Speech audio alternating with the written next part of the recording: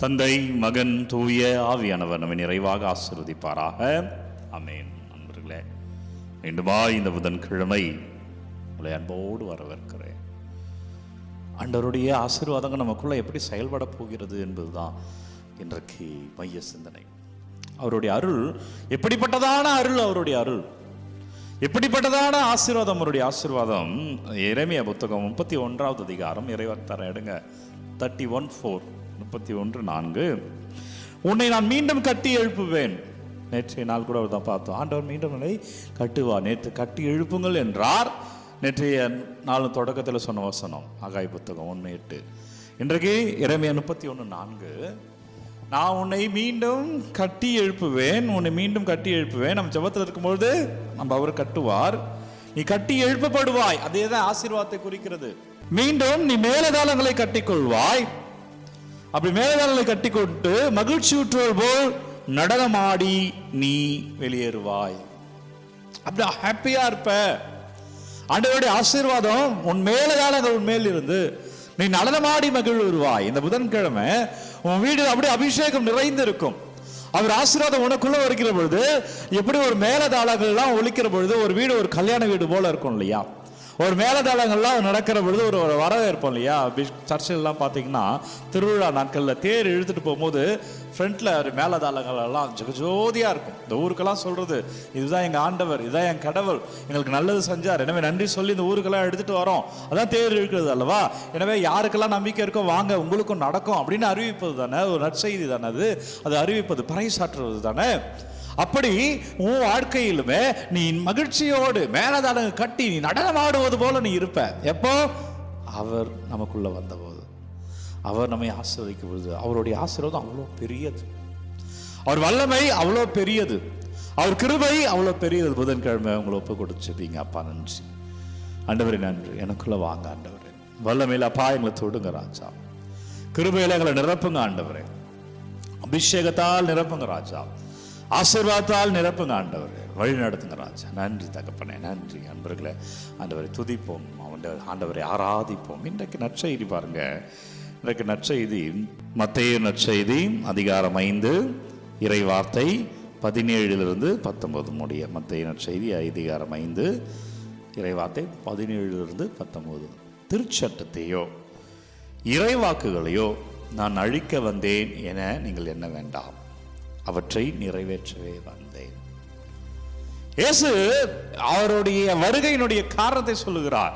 நான் நிறைவேற்ற வந்தேன். இன்றைக்கு உன் வாழ்க்கையில் ஆண்டவர் வருகிறார். உன் வாழ்க்கையில உனக்கு நடக்க வேண்டியதை உறுதிப்படுத்துவதற்காக வருகிறார். தாரதான பார்க்குறீங்களே, ஜெபத்தில் இருக்கிறீங்களே, இன்றைக்கு ஆண்டவர் தருகிறார். எதற்காக உன்னிடம் வருகிறார் என்றால் அவருடைய ஆசீர்வதிக்க, உனக்கு அவர் கொடுத்திருக்கிற அந்த வாக்குத்தத்தத்தை நிறைவேற்ற, உனக்கு கொடுத்திருக்கிற அந்த ஆசீர்வாதம் இன்றைக்கு நடைபெறும்படியாக, இன்றைக்கு நிறைவேறும்படியாக உன்னை தொட, உன் கிருபையால் நீ நிரப்பப்பட, தூதர்களால் நீ அபிஷேகத்திலே நீ இருப்பதற்காக அப்பா நம்மை இன்றைக்கு தேடி வருகிறார். தொடர்ந்து நற்செய்தி வாசிக்கிறோம் பாருங்க. விண்ணும் மண்ணும் ஒழிந்து போகும் முன் திருச்சட்டம் யாவும் நிறைவேறும். நான் உனக்காக கொடுக்கப்பட்ட வார்த்தை, நீ ஆசீர்வாதமாய் இருப்பாய், நீ அபிஷேகமாய் இருப்பாய், நான் உள்ளங்கையில் உன்னை பொதித்து வைத்திருக்கிறேன், நீ அஞ்சாதே, கவலைப்படாதே, நான் நோடு இருக்கிறேன் என்று விவிலியத்தில் வருகிற அனைத்து வகையான, நமக்காக சொல்லப்பட்ட அனைத்து வகையான, நம்பிக்கையோடு வாசித்த பிள்ளைகளுக்காக சொல்லப்பட்ட அனைத்து வகையான ஆண்டவருடைய வாக்குகளும் நிறைவேறும் வழி. இந்த உலகம் அழியும் முன்பே அது நிறைவேறும். யாருக்கு நிறைவேறும்? யார் ஜெபிக்கிறார்களோ, யார் தயாரிப்போடு இருக்கிறார்களோ, யார் அவரோடு இருக்கிறார்களோ அவர்களுக்கு அது நிறைவேறும். தொடர்ந்து வாசிக்கிறோம் பாருங்க.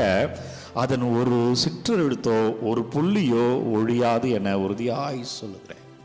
எந்த இருக்கிற சிற்றெழுத்து? ஆண்டவருடைய வார்த்தையில் இருக்கிற ஒரு சிற்றெழுத்தோ, பைபிளுக்கு ஒரு சிற்றெழுத்தோ புள்ளியோ அது நிறைவேறாமல் போகாது. சமீபத்தில் ஒரு இன்டர்வியூ, நடிகர் ரஜினிகாந்த் விஜய் முதலமைச்சர் ஆகிட்டார், அதை பற்றி கேட்குற பொழுது அப்புறமா அதை பற்றி எல்லாம் நீங்கள் எப்படி இருக்கீங்களா அப்படி இருக்கேன் பேசுவோம். அவர் தொடர்ந்து சொல்லிகிட்டே வரார். ஒரு காலம்னா அவர் ரொம்ப பீக்காக இருக்கும்போது அப்போயே நான் எலெக்ஷன் வந்திருந்தால் நானும் ஜெயிச்சிருப்பேன், ஆனால் நான் வரல. ஆனால் இன்றைக்கு இவர் பீக்கில் இருக்கிறாரு, இவர் ஜெயிச்சிருக்கிறாரு அப்படின்னு அந்த மாதிரி சொன்னார். பாருங்க, ஒரு காலத்தில் அவர் வந்திருந்தா அவர் ஜெயிச்சிருக்கலாம், உண்மையாக இருக்கலாம், பொய்யாக இருக்கலாம். இன்னைக்கு இவர் பீக்கில் இருக்காரு, இவர் ஜெயிச்சிருக்கிறார்.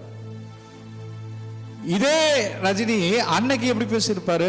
நான் ஜெயிச்சிருவேன், இன்னைக்கு நான் ஜெயிச்சிருப்பேன், இன்றைக்கு விதை நான் ஜெயிக்கிறேன். இன்னும் கொஞ்சம் வருடம் கழித்து வேற ஒருத்தர் வருவார் சூப்பர் ஸ்டாரா, அவர் சொல்லுவார் நான் ஜெயிச்சிருவேன். காலம் எவ்வளோ மாறுது பாருங்க. இந்த வாழ்க்கை நிரந்தரமற்றது. நேற்று டாப்ல இருந்தவங்க இன்னைக்கு செகண்டா வராங்க, இன்னைக்கு செகண்டா இருந்தவங்க டாப்பா போறாங்க, நாளைக்கு வேற ஒருத்தர் டாப்பா வருவாங்க. இது எதுவுமே நிரந்தரமற்றது. நிரந்தரமானவர் ஒரே ஒருவர் தான். 2000 வருஷத்துக்கு முன்னாடி சொல்லப்பட்ட வார்த்தைகள், 2026 வருஷத்துக்கு முன்னாடி சொல்லப்பட்ட வார்த்தைகள். விண்ணும் மண்ணும் நிறைவேற, நீ அஞ்சாத, நீ கவலைப்படாத, நான் கூட இருக்கிறேன், நான் உங்க உலகம் முடிய வரை என்னால உன்னோடு இருப்பேன், உன் மகிழ்ச்சி உங்களிடம் வந்து யாரும் எடுத்து விட முடியாது என்று சொல்லப்பட்ட வார்த்தைகள் இன்னைக்கும் எனக்கு இன்னைக்கு சொல்ற மாதிரியே இருக்கு. இன்னைக்கு பைபிள் படிக்க உங்களுக்காகவே எழுதப்பட்டது மாதிரி இருக்கும். ஆனா ஒரு 20 வருஷத்துக்கு முன்னாடி இருந்தவங்க ரெண்டாவதா போயிடுறாங்க, இப்போ வந்தவங்க முதல்ல வராங்க, நாளைக்கு உணர்த்து வந்தவங்க வந்து முதல்ல வர போறாங்க. உலகம் மாறுது, இறை வார்த்தை மாறல. அப்ப மாறாத இந்த இறைவனை நீங்க எவ்வளவு பிடிக்கணும்னு பாருங்க. மாறாத இந்த கடவுளை நீங்க எவ்வளவு பிடிக்கணும். உலகம் மாறுதுங்க. நான் சும்மா சினிமா வச்சே நான் சொல்றேன், உலகம் மாறுது. இது எல்லா துறையிலும் பொருந்தும், எல்லா நிலைகளிலும் பொருந்தும். மாறாதவர் அவர் பிடிச்சுக்கோங்க, உங்களை உயர்த்தி வைப்பா. நன்றி அப்பா, குடும்பத்துக்காக ஜெபிக்கிறேன். குறிப்பா ஒவ்வொரு குடும்பத்தையும், இதை பார்த்து கொண்டிருக்க ஒவ்வொரு பிள்ளைகளுடைய குடும்பத்தையும் அர்ப்பணிக்கிறேன். நன்றி ராஜா, வல்லமையில தொடுங்க அப்பா, அபிஷேகத்தில் நிரப்புங்க ஆண்டவரே, ஆசீர்வாதத்தில் நிரப்புங்க ராஜா, கிருபையில வழி நடத்துங்க அப்பா. ஒவ்வொரு பிள்ளைகளும் தொடப்படுவார்களாக. பிள்ளைகள் அனுப்பிய ஒவ்வொரு விண்ணப்பங்களையும் பாதத்தில் வைக்கிறேன். ஒவ்வொரு விண்ணப்பங்களும் ஆசீர்வாதமா பிள்ளைகள் பெற்றுக்கொள்ளும்படியாய் ஒப்பு கொடுக்கிறேன். ஆண்டவரே, நம்பிக்கையோடு ஜெபிக்கிற ஒவ்வொரு பிள்ளைகளும் இயேசு கிறிஸ்துவின் திருப்பெருளால், திரு அருளால், இறை ஆசீர்வாதத்தால் நிறைவாய் வாழ்வீர்கள். உங்கள் குடும்பம் ஆசீர்வாதமா இருக்கும். தலை வணங்கி இந்த ஆசீர்வாதத்தை பெற்றுக்கொள்வோம். எல்லாம் அல்ல இறைவன் நம்மை தந்தை, மகன், தூய ஆவியார் நம்மை நிறைவாக ஆசீர்வதிப்பாராக. இந்த நாளும் இனிய நாளே. அன்பர்களே, ஒவ்வொரு நாளும் விடியற்காலை 3 மணிக்கு இந்த ஆராதனை வழங்குகிறோம். உங்கள் விண்ணப்பங்கள் கமெண்ட்டில் அனுப்புங்க, உங்களுக்காக நான் ஜெபிக்கிறோம். God bless you. Take care.